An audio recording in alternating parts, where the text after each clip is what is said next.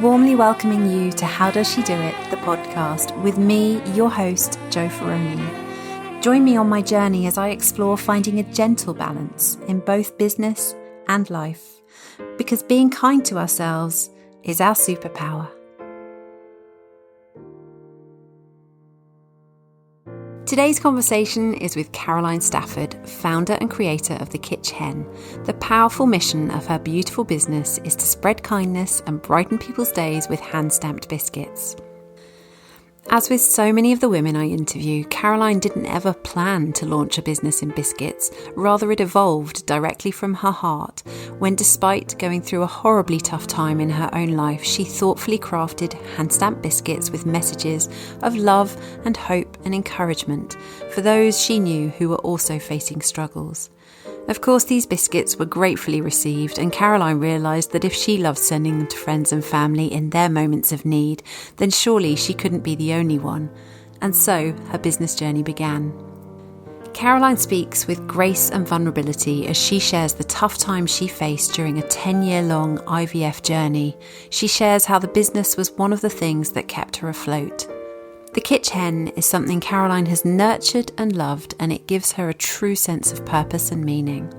We talk around the ups and downs of running a business and how slowing down when you run a business is hard yet so important. We also touch on finding balance, and if it's even possible, as well as creating a life that feels good over looking good. A truly inspiring conversation, and one full of emotion too. I even shed a tear, and so might you. You're going to take away so much from Caroline's story. Before we get on to the episode, I have something really exciting that I'm about to announce next week, and this is for absolutely all of you, whether you have a business, a job, neither or both. If you're a human being, then this will be of great interest and support to you. If you haven't already done so, please sign up at my website by close of play on Sunday the 5th of March to be in with a shout of taking advantage of a fabulous introductory offer that I'll be announcing in Monday's newsletter ahead of sharing anything on social media.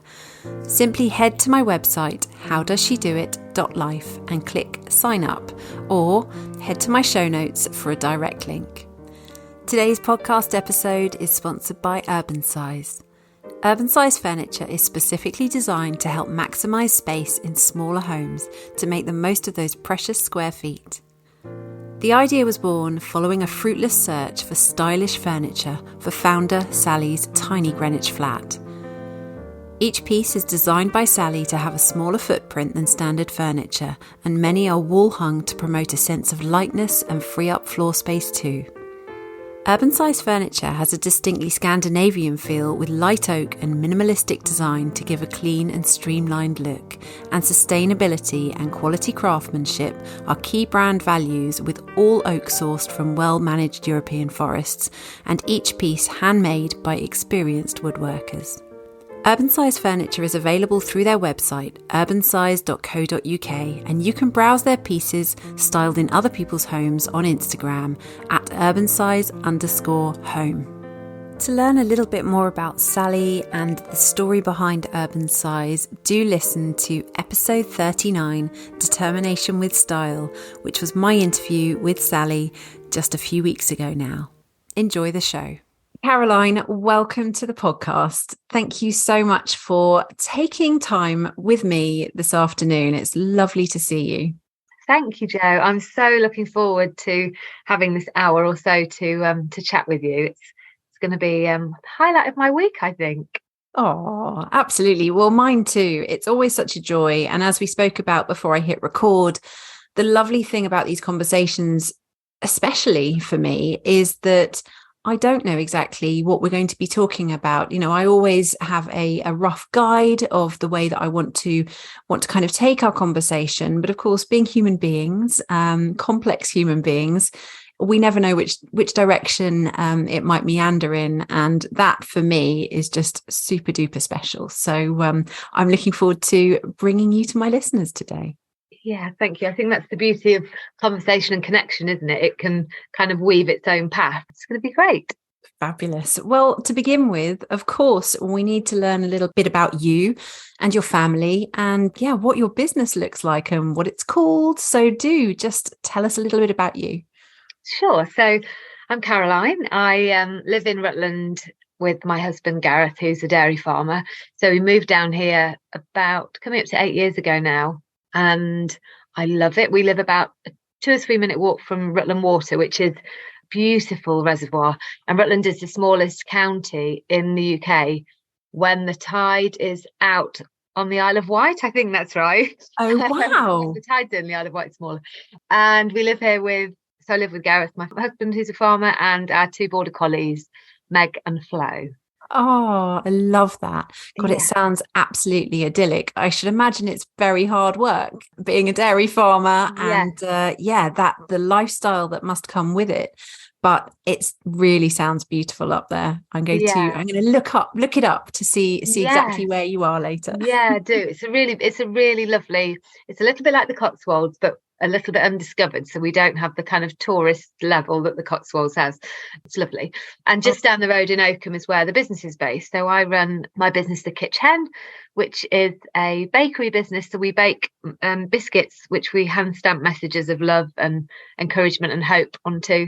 And I started it on my kitchen table, actually, nearly 8 years ago, almost 8 years ago. And we moved into a bakery coming up to 4 years ago. And that's just down the road in Oakham. So spend most of my time there stamping biscuits and sending them out to people just to land on their doorsteps and their doormats to brighten up their day and make them smile. So, yeah, it's a lovely, lovely thing to do. That's wonderful. I've got so many questions, obviously, already. I would just like to add that when I discovered you, I think I discovered you on Instagram via Anna Coates, who obviously has been a guest on the podcast as well. I remember just thinking, I need to bookmark you because there is going to be a time when the only thing that's right is a special biscuit to land with someone at the absolute perfect time in their lives. And consequently gone on to use you and had such lovely response from that person receiving such a unique and absolutely beautiful gift. It must be a very heartfelt business to run. It is. There's times when you're working, and I think it's the same in any job, where you kind of feel like you need to kind of anchor back to your why. It's so easy for me because I'm just in the process at the moment of building a bit of a gallery wall in my office at the bakery with words from customers, so testimonials and messages we've had from customers, because the joy of my work is in hearing and knowing the impact that the biscuits have. And I think it's just that thing where sometimes we don't know what to say in a card, but we want somebody to know we're thinking of them. Flowers are gorgeous, but in a way, there's kind of a responsibility, I think, with the flowers sometimes. And biscuits, we send all our single biscuits with a tea bag with them. And to me, it's like sending a permission slip to somebody to slow down, to take 5 minutes for themselves. So it's not just a biscuit, but it's everything. It's kind of the ritual that we suggest goes with it. And it's that kind of stopping, putting the kettle on, like knowing that somebody's thinking about you, because life is really lonely sometimes, isn't it? There's so much going on, and although we send biscuits for all sorts of occasions, it's those ones, the hugs in biscuits, the thinking of you biscuits, that are the ones that we love. We all of us in the bakery love to send out the most, because we like to think of the impact that we hope and we know that they have when they're received. So yeah, it definitely is the thing. Running a business is really hard, but always being able to come back to that gives me such a huge sense of purpose and such a massive sense of joy, which definitely helps with the tough days, because as I've learned running a business, there's bits of it, you think you know what you're letting yourself in for, and then you run it and you grow it and you realize there's so much of it that isn't really quite what you signed up for at all. Absolutely. And it continues to evolve, doesn't it? And just when you think you've got on top of one struggle, another one will come along and bite you on the bum. You're like, oh, come on, surely. Absolutely.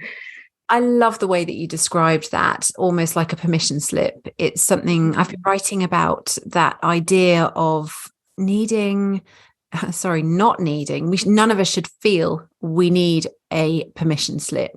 Absolutely. But it doesn't matter about that, does it? Because so many of us do just carry on at 100 miles an hour and continue despite maybe our mind and our body telling us, whoa, slow down, sort of thing. So yes, we do need permission slips. And I think that from the way that you've described that, it is so much more than a beautiful biscuit. It is that experience that is kind of enveloped in the whole package. And it's just so super special. You'll have set the scene for so many people here. They'll be thinking, who could I offer that beautiful moment to? That's before you even mention how lovely it is to receive posts these days. I mean, well, yeah, because we don't get a lot, other than the bills that keep rocking up on the doormat. We don't get a lot, do we? And I think for us, we've had a real, this last couple of weeks particularly, actually, I've really noticed, because I've been, we handwrite all our gift notes, so we keep toying with the idea of automating it, because we could do and print them, but I don't think I'm ever going to be able to let it go, because it's one of those anchors that connects us back to our wine. If we printed it off, sure, we'd read them, but we wouldn't really read them as we're writing them.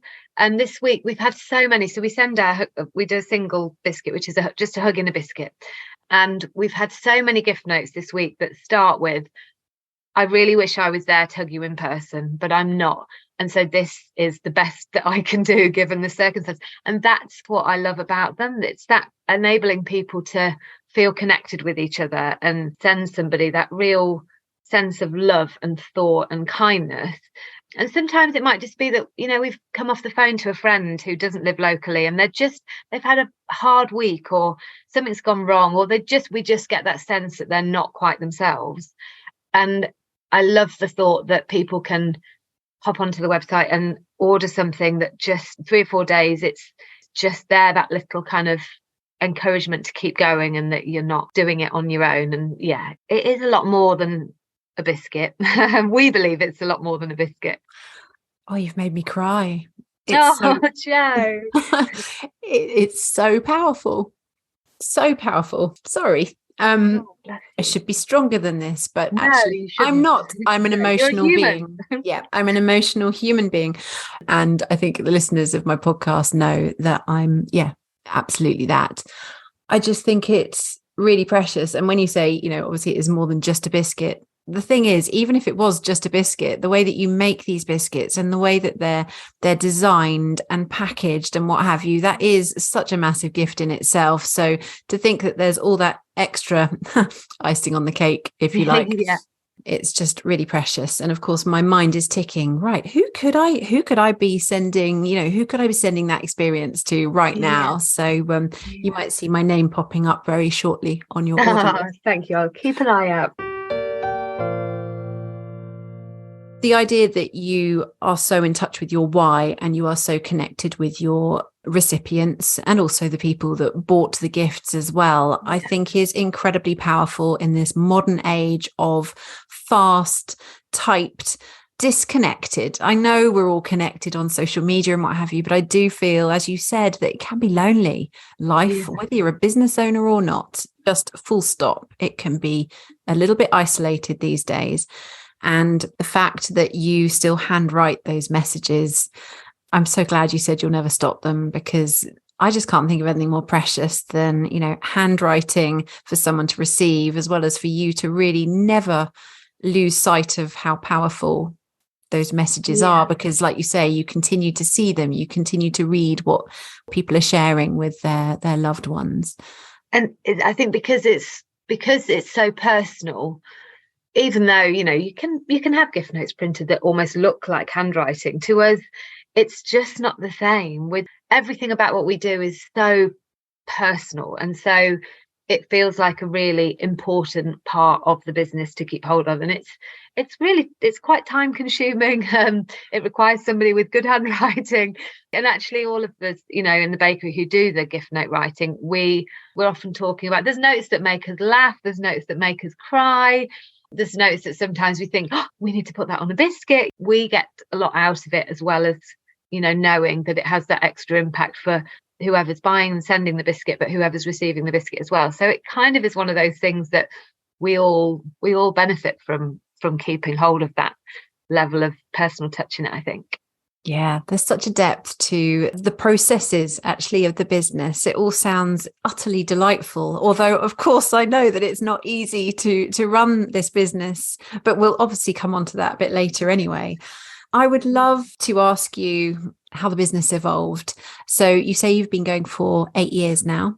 Yeah, just coming up to 8 years. Excellent. What came before and what made you decide to do this? This was never a business. I never sat down and wrote a business plan and thought, I'm going to launch this business and I'm going to bake these biscuits and we're going to send them through the post all across the country and the world. Prior to doing this, I've always loved cooking and baking. It's kind of my way of looking after people and kind of caring for people. Prior to this, I worked actually for a New Zealand travel company, writing for them. So writing for their blog and for their website. So really like quite different. Prior to that, I lived in New Zealand and worked for an organic skincare company, training people in how to sell their products and working with key accounts and that kind of thing. And then in between that, I set up and ran a deli near where I used to live. And then we moved to Oakham, and we were somewhere towards the beginning-ish of what turned out to be a 10-year journey through IVF and fertility treatment. So at the time when we moved to Oakham, we'd had one round of IVF that had been unsuccessful. We'd moved clinics, so we'd been seeing a consultant in the UK, and we started going to a clinic in Athens in Greece for our treatment, which sounds a bit crazy, but was a really wonderful experience actually, which also sounds odd that it could have been a wonderful experience, but it was a really positive experience. And I was in the 2-week wait after an embryo transfer. So I was in that period of time that's the longest 2 weeks of your life, when you're waiting to find out if it's worked or not. And it sounds ridiculous, but I found a really helpful way to get through that. Was a friend had given me this stamp set, which was literally a little holder and individual alphabet letters that you kind of put into this holder upside down and backwards and stamped words. And I'd seen these messages, and I think it was Pinterest, because I think it was pre my Instagram days. And they just said, you are loved, you are not alone, you are beautiful, you are enough, you are strong, you are brave. And I'd met quite a few people through various different communities on a similar path to us. And I wanted to send one of them something to let her know I was thinking of her, because we were going through exactly the same thing. I knew exactly how it felt. And as I said, I didn't want to send a card, didn't know what to write in a card, didn't want flowers, didn't feel appropriate. So I stamped these messages onto these biscuits and I stuck them in a shoebox and put them in the post and sent them to her. And at the same time, I was stamping these messages onto these biscuits that I was eating. And it was just a distraction. It was something to do, and it was something to kind of get me through that time. And the friend I sent them to loved them and asked if I'd send them some to somebody else. And then I suddenly thought, if I'm doing this because I can't find the right thing to send to somebody going through this particular situation, then maybe there's a need for it. Maybe there is a need for it out there. And so unfortunately, that round of IVF didn't work for us, and we carried on until about 2 years ago, actually, when we decided that that we would not have any more treatment, that we'd kind of begin to learn to quietly kind of accept life as it was, with the two of us and the dogs. And the business absolutely has been the thing that's kept me afloat. I used to really hate it when people said the business is like my baby. I found that really hard to take. But now it almost is. It's this thing that I nurture and I love and I pour all my love into, and it gives me a real sense of such a sense of purpose, such a sense of meaning. And to me, it's something that it's difficult to find the words to explain it, because it's not like it makes sense of everything that happened, because it doesn't. Nothing makes sense of what we had to go through. But at the same time, for something really good to have come out of something that was really horrible and really hard, just somehow softens it a little, I suppose. And knowing that, hoping that the biscuits have the impact that they have, and that they make somebody, if it's just one person, feel a little bit less hopeless and helpless and on their own, it kind of gives it all a little bit more meaning, I suppose. Yes. Wow. Thank you so much for sharing that. I can't help but think how very selfless you were to have thought about that friend that was in the same position as you, and gone to all of that beautiful, heartfelt and creative effort to send, or conceive the idea and then send the biscuits to her. That is just so beautifully magical and thoughtful. And then obviously to have been on that journey with the business, then growing as well alongside everything you were going through, I can absolutely see how there is so much heart in your business. Yeah. It's so very special, and I'm just really honored that you shared with us what you've been through, and I can't even imagine how hard, how difficult, how horrible, like you said, the journey has been for you.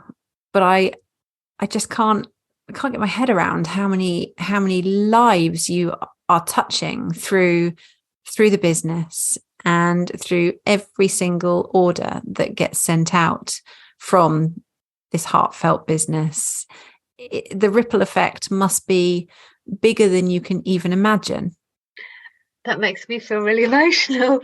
Thank you. Yeah, I hope so. I hope that it has that impact, because yeah, you're right. It was a really challenging time. And actually one of the reasons I feel it's really important to talk about it is because I think we hear so many of the stories where eventually things go right, and that's not actually life, And I know when we were trying to decide to kind of say no to anything else, fertility wise, I couldn't find anybody else that had come through the other side having not had that kind of happy ending that that we all hope for, but still felt that life was full and it was purposeful and it didn't have a gaping hole. I couldn't find anybody that was okay.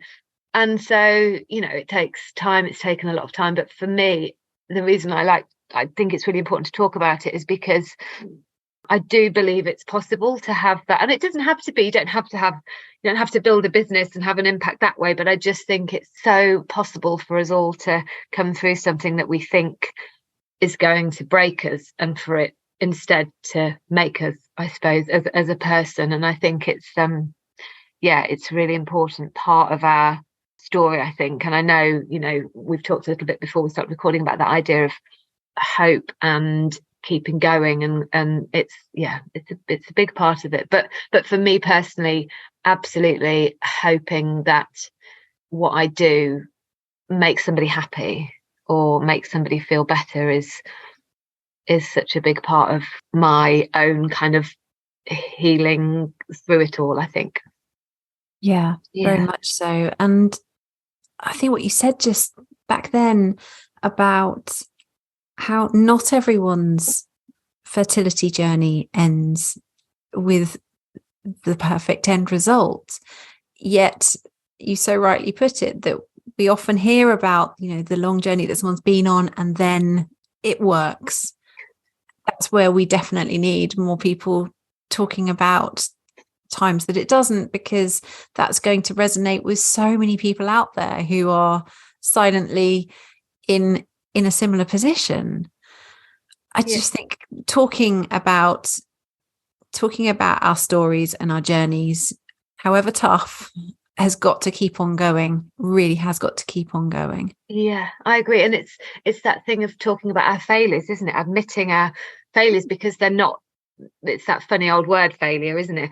It's and what does Elizabeth Day say? I think it's not failing, it's learning how to succeed better or something. But life isn't this linear route of you start here and you get here. There's so much depth to it, and there's so many ups and there's so many downs, and And I think increasingly, in the world we live in and with social media, we forget, because we see this small window, which often does just show us the ups and the good bits, and we know the downs exist, but we don't always talk about them completely honestly and completely openly, because actually it's hard to share those stories. But I think there's so much value in that vulnerability and in being honest and open and talking about them, because it's the only way to really connect with each other, I think, isn't it? And kind of support each other. Very much so. And to heal. Yeah. And to share that opportunity for others to heal as well, because there'll be people out there who aren't in a position where they're going to be sharing their story with anyone more than perhaps their nearest and dearest friends and family. And they're the ones that need to hear from people like you, who do have a voice, do have platforms where you can share. Connection and the opportunity to hear people's stories, I think, is so very valuable in this world where, let's be honest, we're faced with so many stories and images of perceived perfection. Yes. Let's talk openly and in a real, honest and authentic way. Thank you for sharing all of that. Thank you. Now, we talked before when we were planning this conversation today, and you gave me some wonderful topics that you thought that we could speak on. And so I've picked a couple of those today, which I'd love to move on to now. And the first one, as I think you've already alluded to, and I certainly speak about a lot, we all know that running a business can have many benefits, but also plenty of struggles, unexpected, many of them as well, that come up along the way. One of the things you said you'd like to talk about, and I'm really excited to explore this with you, is about slowing down when you're running your own business. Yeah, it's really hard, isn't it? And it's one of those things that I think we have to work at it all the time, because we're never going to figure it out, because we live in a world that constantly just drags us by the hand and tells us all the things that are important. And as we said before we recorded, I think we have to keep taking our hand back to our heart and saying, no, this is what's important. And it's especially hard when we're running our own business, because there is a sense that we should, and I'm so conscious these days of when the word should pops into my brain, but there's that feeling that we should be working all the time.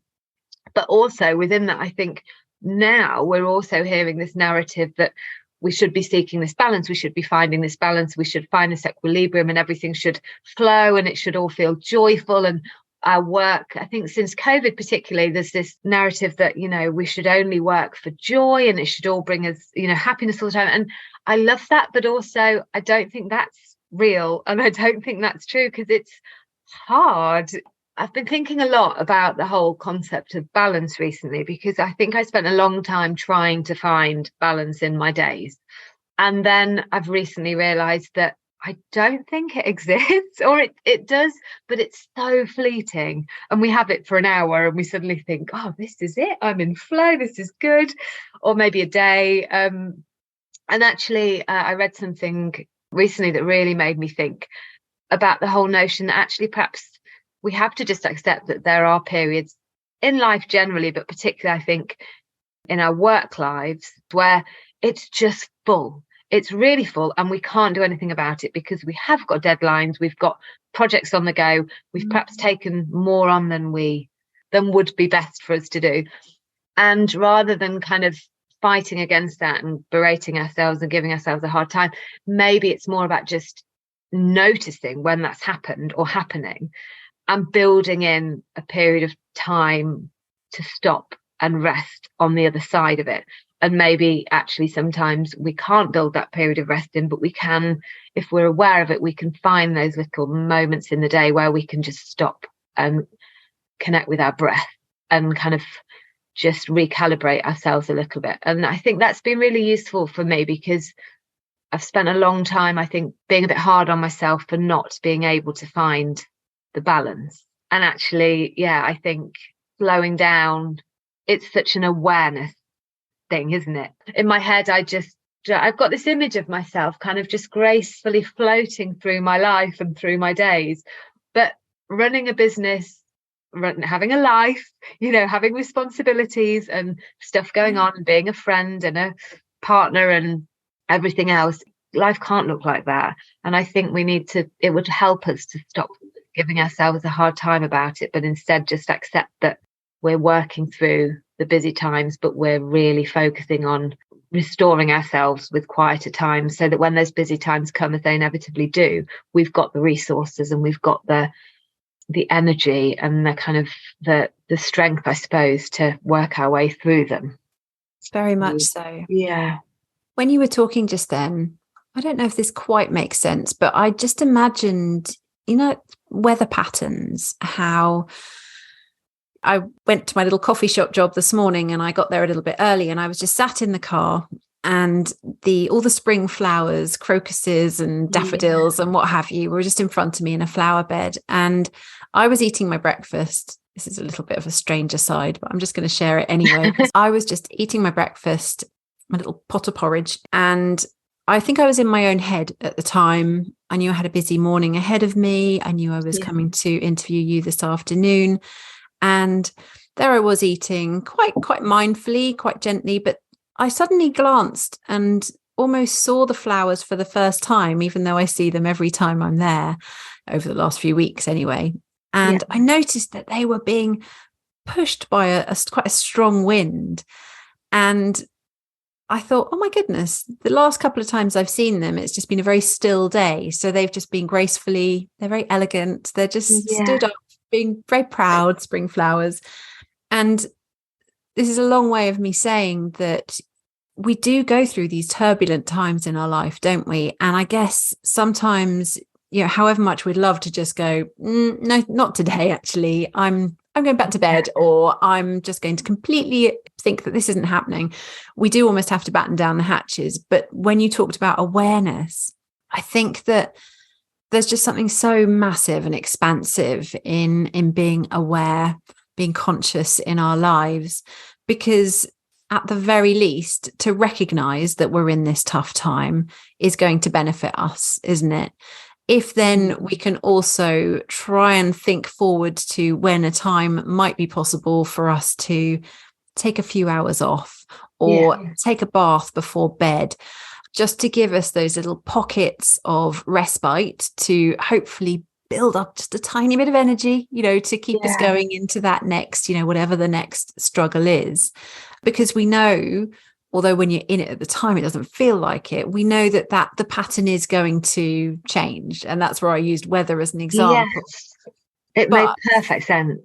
It's just the way that my head went. And I think you're so right that the messaging that we've had fairly recently has been around, finding joy and working your way through life with balance and what have you. It is almost like we were fed these ideals, if you like, to aim for, which weren't necessarily attainable. No. And I think that we have many things like that we have to sort of encounter and learn how to deal with, or, how to almost unpick them, a bit like multitasking. That was all the rage. And, multitasking meant you were an incredible person. And apparently only women multitasked. And people were a bit detrimental when they were talking about men and how they couldn't, which, it's all very sort of judgy anyway. But now we're being told, well, actually single tasking is the much better way to do things. You're focused and calmer and what have you, and you're more accurate in what you're doing. But we do get fed these things that I think we all almost try and kind of hold on to or latch on to think, well, this could be the key to absolutely getting it right. Figuring it out and doing it all. I know. And I think that's it. We wonder, don't we, if that is the one thing that's going to just, I think it comes down to that this is the one thing that's going to fix us. It's going to fix me. It's going to make life easy. It's going to make everything right and all good with the world. And I guess that's because whoever is selling us that story, that's absolutely what they want us to think, because they want us to buy into what they're telling us. Yeah. And it's only, I think, through a process of trying and realizing that that's not the answer, and trying again and trying something different. And then eventually, I think, learning to listen to me and learning to trusting that I know what's best for me. And instead of always looking outward and asking for other people's opinions and other people to tell me what to do and tell me how I can kind of be this best version of myself, actually just knowing that who I am is absolutely enough and fine, but that the growth that we kind of, because that's, growth is so important for all of us in our own ways, isn't it? We all want to keep growing as people, but how we do that, I think, is we have to listen and trust that we know our own path. And it's really hard to do because there is so much noise. I think it's so noisy, and more so, I think, now than ever before. And I think it's really difficult to listen to ourselves, but we have to, I think, don't we? We do. Inner trust just came into my head. Those two words. It is about a little bit of self-belief, but I think that this just circles back to where we just started this part of the conversation about slowing down. How can you trust yourself? How can you know what's right for you if you are literally hammering down a motorway at 70 miles an hour, as far as your brain is concerned? Yeah. So what I'm thinking about here is that we've all got to slow down. We can't possibly hear that inner voice, that inner belief and knowing, unless we do take stock. And I know that there are so many women out there, many who will be listening, who are just up to their eyeballs in responsibility and, they're time poor and what have you. And so would you say that for someone like that to just pause and put their hands on their heart and take 3 breaths would make a difference? I think so. And I know people with children who tell me that I shouldn't be thinking like this, but I feel like I have a little more space than a lot of people do have in terms of physical time. I know I've got the business and I'm busy, but I don't have so many pulls on my time as some people do, as some women do with children. So I'm always conscious of knowing that and kind of understanding that for myself. But I think equally, we all have those days, whatever situation we're in, where we're feeling pulled in a million different directions. And for me, absolutely, it's sometimes I think we look for the distractions as well, because we almost don't want to do that stopping, putting our hands on our heart and breathing and coming back into ourselves, because we're a bit scared of what we might find when we do. But I do really believe that it can be as small as that, just that, a few breaths and a few moments of kind of targeted kind of mindfulness. Because I think the thing is, and I trained as a yoga teacher last year, I'm nowhere near in Anna's league, of course, but one of the biggest things for me is that learning of, when we connect with our breath, when we come back to our breath, we cannot think about anything else. Yeah. We can't be distracted, because when we're just focusing on that inhale and that exhale, nothing grounds us like that does. Nothing brings us back into our bodies.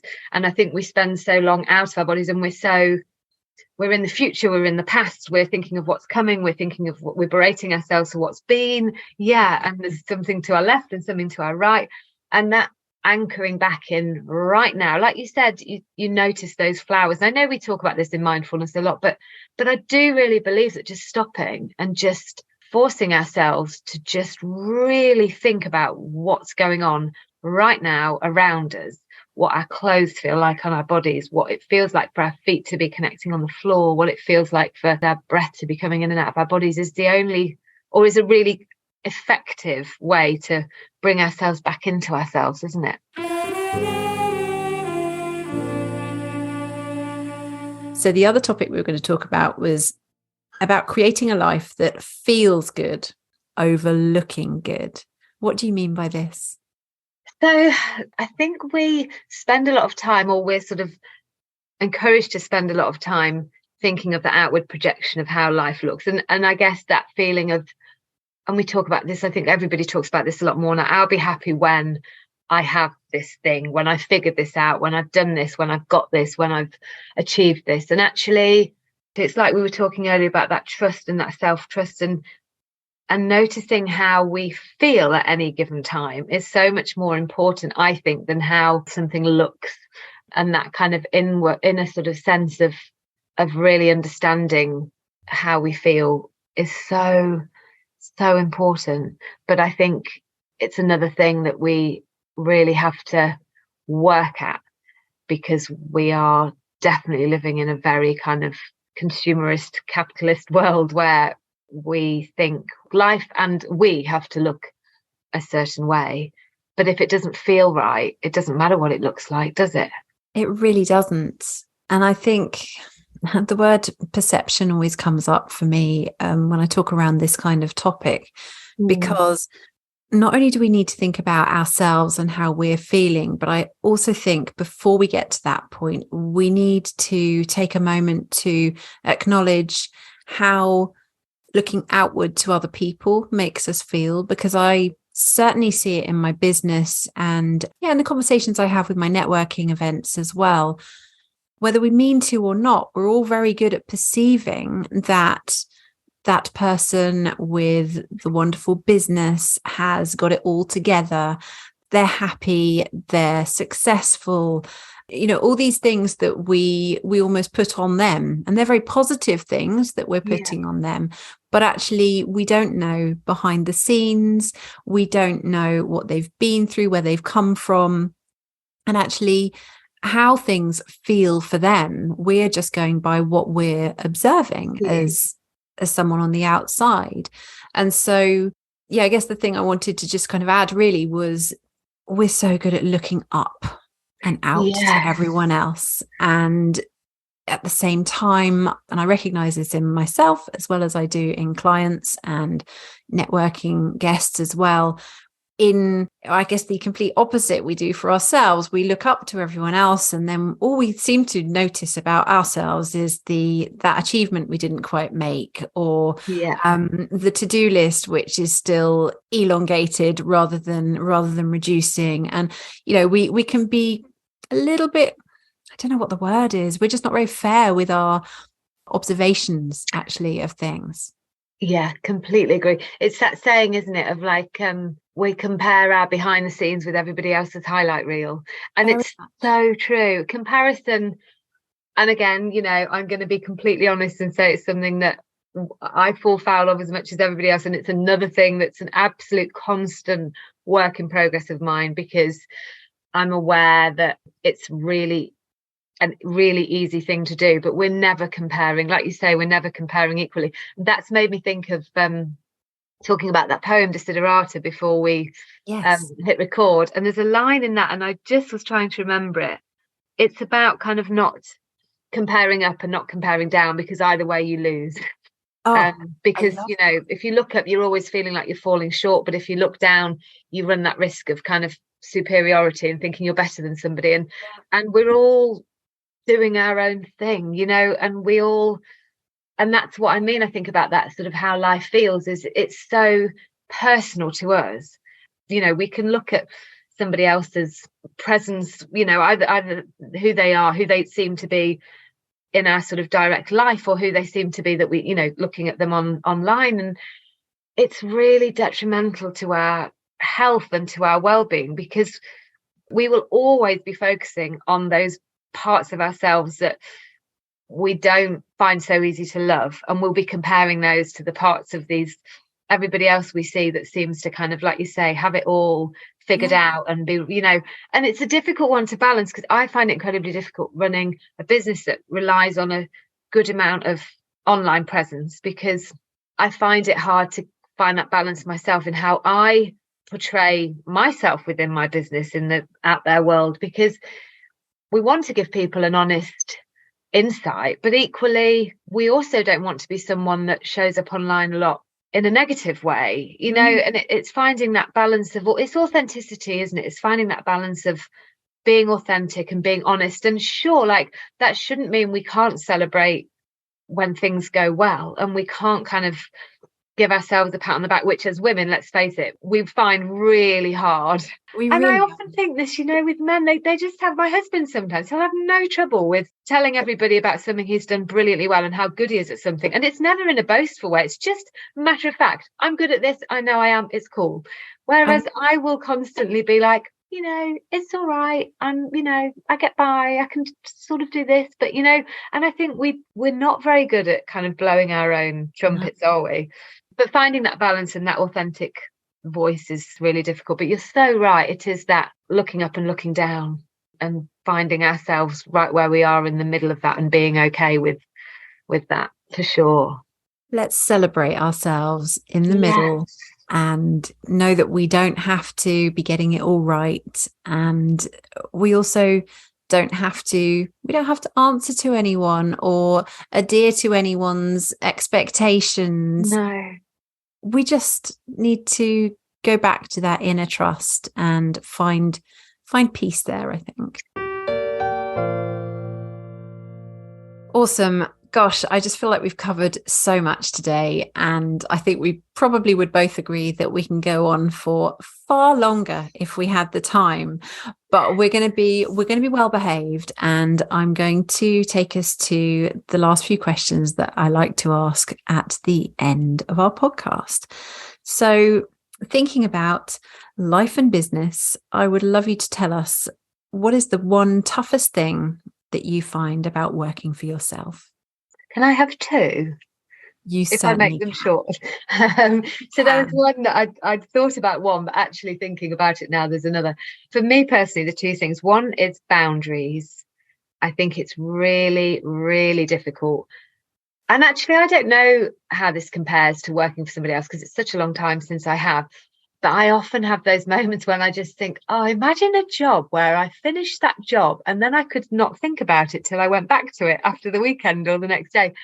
Whereas when it's your own business and when it's a business that you're really passionate about, you could work 24 hours a day, 7 days a week. And I find it really hard to consistently put those boundaries in place.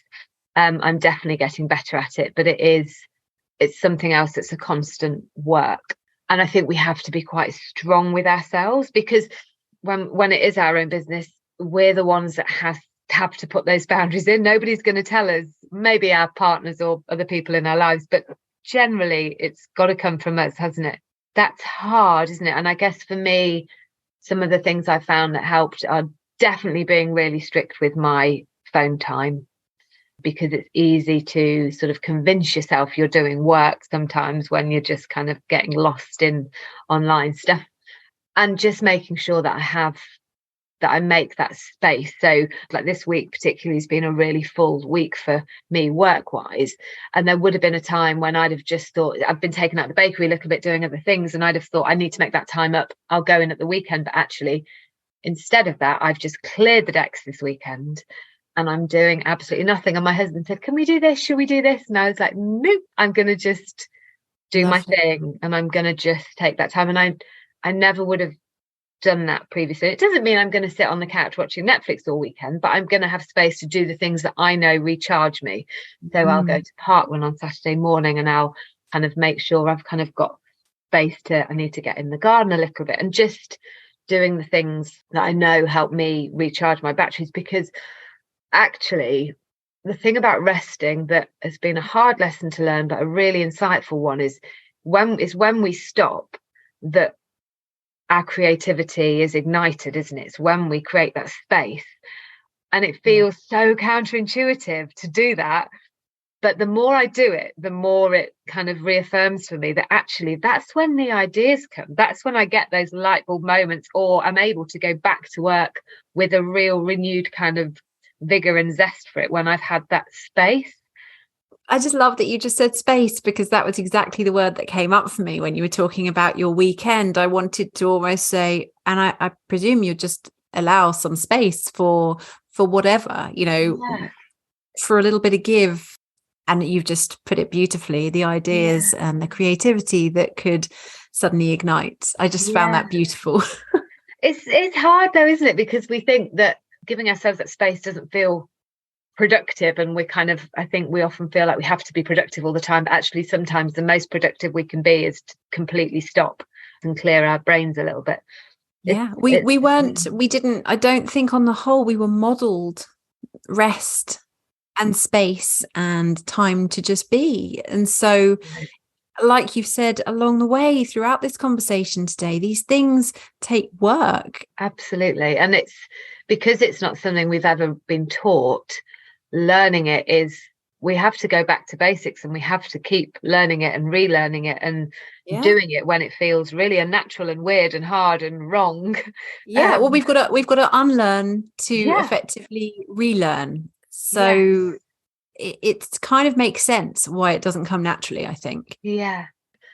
So boundaries is one. And then the other thing I think I found the hardest, which I'm really working on shifting this year, is working on my own. Like, I find it incredibly difficult. And I've only realised as I've sort of started slowly building my team, it's made me realise how much working on my own isn't naturally something that I enjoy. I don't like having the weight of the decision making all on my shoulders. I don't like kind of the responsibility of everything landing at my feet. And more than that, I think I thrive off collaboration and that sense of community and that sense of working together. So I've got an absolutely brilliant VA within my business who started off working kind of minimal hours for me, and her work with us is increasing and increasing and increasing, and she's becoming more and more part of what we do, and it's just glorious. I love it. And I had a conversation with somebody else yesterday who is going to be working with us a little bit more on more of a kind of freelance basis, but we're building in a time, so we have a space once a month where we all physically sit down together and we do that team thing where we all feed in and we all feed out. And I've really realized just recently that that's where I get my joy, is in feeling part of something rather than feeling like I'm trying to figure it all out on my own. And I don't think any of us can or should or need to try and figure it all out on our own, because there's always people out there who can support us. And also, I think we don't have to do it all on our own. And there's real value in actually going, do you know what? I might be all right at that, but also maybe I can do that, but you know what? I don't like it. And which kind of leads me into the bit of what the best thing is, which is having that autonomy to be able to do that and say, I'm not good at that, or I don't like that. I'm going to find somebody else to support me that does that, which means that I can focus my time on the bits that I know are going to, in the whole, bring me more joy. Brilliant. I love that. And I completely get that feeling of connectedness by bringing people on board. It sounds as though, from what you said just there, you've learned how to discover almost the perfect ingredients for your business. And I love that. I'm using that analogy because I'm thinking about biscuits and I'm thinking about the bakery and what have you. But, if you're perfecting a recipe, I think about the good old days, when, a family recipe was passed down or what have you to another generation, and, things might be tweaked and something might be put in, something might be taken out or what have you. And you go back and forth a little bit before you find what you perceive to be the right ingredients. And it sounds like with your people and also, with your team, I should say, and with your processes, you're going through that sort of experience, which means that you are getting that recipe right, if you like, that works best for you and your business and the team that are working with you. And I've got to move on to the final question that I ask at the end of every conversation. And that is, as you know, the name of my business is How Does She Do It? Because I believe that she, in little inverted commas, doesn't do it all, at least not at the same time. Can you tell me one thing that you either do or perhaps don't do anymore to ensure that you continue to remain on track, healthy and happy in your life? Yeah, so something popped into my head immediately when I was thinking about this, and I have a reminder on my phone that pops up a lot. It used to be hourly. I don't think it is. It's kind of a few times a day, and it just says, "I am not my thoughts." And somebody said this to me quite a while ago now, or I read it somewhere, and I thought about it, and I thought, this is so key for me, is to remember that who I am is not always what I think, or what I think is not always who I am, perhaps is the better way of saying it. Sort of sits there on my home screen of my phone, and I look at it, and it just does that same thing of pulling me back to remembering that, you know, we all get led funny places with our thoughts, and we all have that inner critic, and that kind of the little monkey on the shoulder that sort of tells us that we're not good enough and we can't do this, and who do we think we are, and blah blah blah. I love to be able to think that's a thought, that's not necessarily the truth, that's not reality, that's not necessarily me, but that's just a thought, and I can choose to take that on, or I can choose to really gently kind of release it off, let it go. It's like that thing with the gratitude. It's just that constant, the more we remind ourselves, the more it engraves itself into our brains, doesn't it? There's something deeply profound in that, and just the thought of that message coming up to put a little pause into, you know, whatever you might be thinking, you know, consciously or unconsciously at that time as well, kind of makes it a bit of a double whammy of positivity. Oh my goodness, Caroline, it's just been such a joy. Let's do a series. There's so much more to say, but I have really truly enjoyed every second of our conversation today, and meeting someone like I have done with you today for the first time. Just the depths that we go to, even though this is our first conversation, it just never ceases to amaze me, really. And I'm so truly grateful for your vulnerability and your openness and all the wisdom that you've brought to the conversation today. I've absolutely loved it. Thank you so much for inviting me on to speak with you, to just have a chat with you. I've absolutely loved this time with you, and likewise, I think there's so much wisdom you have that I've learned from this conversation. And like you say, you know, this is our first meeting, and yet we feel like old friends, and it's really lovely. So I really hope that your listeners, you know, feel the same, and that they enjoy listening in too. Thank you so much for listening today. I really hope you enjoyed the episode. If you did, I'd love you to take a moment to share and subscribe too. Come and join me over at How Does She Do It Life on both Facebook and Instagram. And until we speak again, I wish you a wonderful week ahead.